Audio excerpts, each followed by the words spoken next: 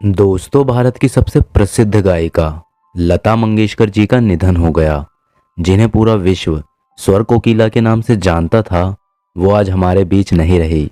वो 92 साल की थी और बीते कुछ दिनों से अस्पताल में भर्ती थी। दोस्तों, उनकी सुरीली आवाज कई सालों से भारतीय संगीत की आन बान और शान थी और हमेशा रहेगी भी। लता मंगेशकर जी को अपनी प्रेरणा का स्रोत मानकर ना जाने कितने ही संगीतकारों ने अपना करियर शुरू किया। दोस्तों, आज इस वीडियो में मैं आपको लता मंगेशकर जी के जीवन से जुड़े कुछ ऐसे किस्से बताऊंगा जो शायद आपको ना पता हो, लेकिन इन्हें जानने के बाद शायद आपको भी अपने जीवन में निरंतर अच्छा कार्य करने की इंस्पिरेशन मिले। दोस्तों, लता मंगेशकर जी का जन्म 28 सितंबर 1929 को इंदौर में हुआ था। वे पंडित दीनानाथ और शेवंती जी की बड़ी बेटी थी।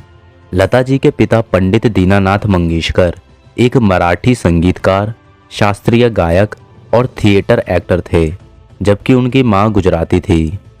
दोस्तों, शायद आपको ये जानकर हैरानी होगी कि लता जी की मां शेवंती जी उनके पिता की दूसरी पत्नी थी। उनकी पहली पत्नी का नाम नर्मदा था, जिनकी मृत्यु के बाद पंडित दीनानाथ जी ने नर्मदा जी की छोटी बहन शेवंती जी को अपनी जीवन संगिनी बनाया। पंडित दीनानाथ का सरनेम हार्डिकर था, जिसे बदलकर उन्होंने मंगेशकर कर दिया। वे गोवा में मंगेशी के रहने वाले थे और इसके आधार पर उन्होंने अपना नया सरनेम चुना। लता जी के जन्म के समय उनका नाम हेमा रखा गया था, जिसे बदलकर लता कर दिया गया। लता नाम दीनानाथ जी को अपने नाटक भाव बंधन के एक महिला किरदार लतिका के नाम पे सूझा था। लता जी के बाद उषा, मीना, आशा और हृदयनाथ का जन्म हुआ था। दोस्तों, ये बात उन लोगों को हैरान कर देगी जो ये मानते हैं कि पढ़ाई लिखाई के बिना कोई अपनी जिंदगी में कुछ नहीं बन सकता। दोस्तों, बचपन से ही लता जी को अपने घर में गीत, संगीत और कला का माहौल मिला और वे उसी ओर आकर्षित हुई। 5 वर्ष की उम्र में ही लता जी को उनके पिता संगीत का पाठ पढ़ाने लगे। उनके पिता के नाटकों में लता जी अभिनय भी करने लगी। दोस्तों, ऐसा कहा जाता है कि जब लता जी को स्कूल भेजा गया तो पहले दिन ही उनकी उनके टीचर से अनबन हो गई। दरअसल दोस्तों, लता जी अपने साथ अपनी बहन आशा को भी स्कूल ले गई। टीचर ने आशा को कक्षा में बैठने की अनुमति नहीं दी। इससे लता जी को गुस्सा आया और वे उस दिन के बाद से कभी स्कूल नहीं गई।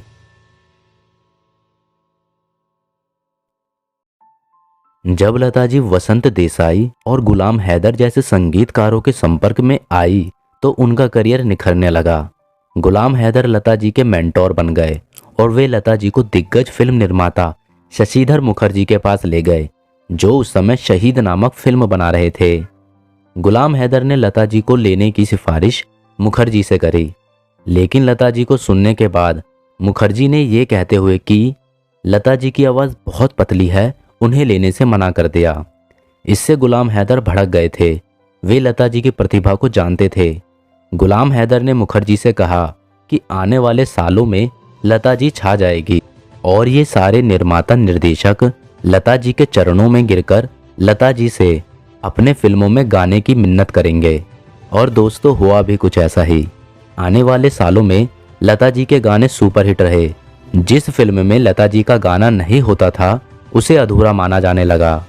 गुलाम हैदर ने लता जी में जो प्रतिभा देखी थी, इसका जिक्र लता जी अक्सर करती रही हैं। लता जी के अनुसार गुलाम हैदर उनके सही मायनों में गॉडफादर थे। उन्हें लता जी की प्रतिभा पर पूरा विश्वास था। दोस्तों, वर्ष 1962 में लता जी की जान लेने की कोशिश करी गई। लता जी को एक दिन सुबह उठते ही पेट में जबरदस्त दर्द हुआ। उनकी हालत ऐसी थी कि अपनी जगह से हिलने में भी उन्हें दिक्कत होने लगी। जब डॉक्टरों ने उनकी जांच करी तो पता चला कि लता जी को स्लो पॉइजन दिया गया है। हालांकि उन्हें मारने की कोशिश किसने करी, ये बात आज तक पता नहीं चली है। दोस्तों, लता जी को देश के विभिन्न राज्यों से और देश के कई पुरस्कार और सम्मान मिले। कहा जाता है कि उन्हें जितने पुरस्कार मिले उससे ज्यादा के लिए तो उन्होंने मना कर दिया था। लता जी का हृदय कितना बड़ा था, इस बात का अंदाजा आप इसी बात से लगा सकते हैं कि सन 1970 के बाद उन्होंने फिल्म फेयर को यह कह दिया था कि वे सर्वश्रेष्ठ गायिका का पुरस्कार नहीं लेंगे और उनकी बजाय नए सिंगर्स को यह पुरस्कार मिलना चाहिए।